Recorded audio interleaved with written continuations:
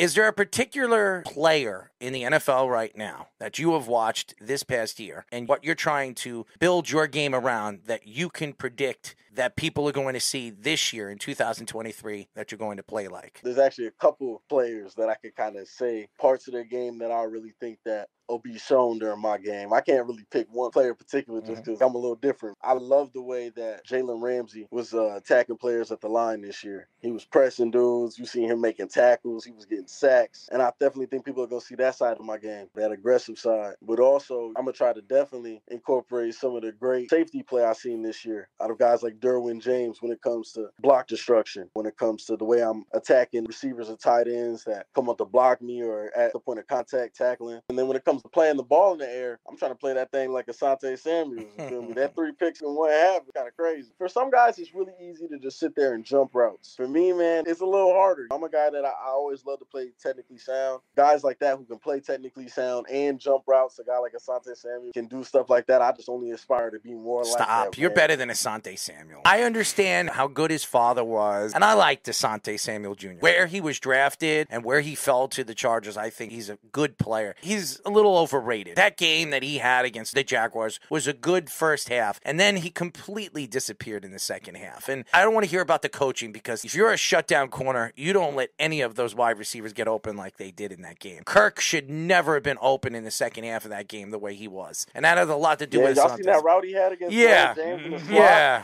A thing of beauty. If you want to be considered a shutdown corner or an elite corner like a Stingley proved to me this year on a crappy team like the Texans why the Texans decided to pick him over Sauce, even though Sauce is a way better player than Stingley. Stingley had a great season. He just wasn't better than Sauce. When you look at some of these corners that have been drafted, and the NFL is trying to transition that technical end over the years where these guys, like Darrelle Revis, he liked to, at a point of attack, he wanted to hit you at the line of scrimmage before you can run your route. Now you have these corners that can do that, then stick with you like glue, and they're so long, and they have the ability to jump the way they do, like you do, where you can just intercept the ball at any point. So I think the game has really changed, and I think the corners have to be better, have to be faster, I got a question for you, man. Hit me. Why don't you think anyone's putting respect on Dameon Pierce? I have no idea. Dameon Pierce is nice. I've been watching a lot of tape. Dameon Pierce did his thing this year, man. No question. With the NFL, in the last 2 years, there have been some really good corners that were drafted. And when you talk about the past, the Petersons, the Revis, the Haydens, all these guys that dominated the league, and now you have the new transition of guys like Fitzpatrick. These guys are transitioning the game, the safety play. You have corners turning into safeties. I love that Broncos secondary this year. Broncos secondary was excellent. Surtain. To me, Pat Surtain is, to me, the best corner in the league, if not number 2 behind Jalen Ramsey. And then Sauce, I can't even put a number 1. If I had a top 3 of guys that stood out to me this year, them 3, man. Well, the 2 corners that made it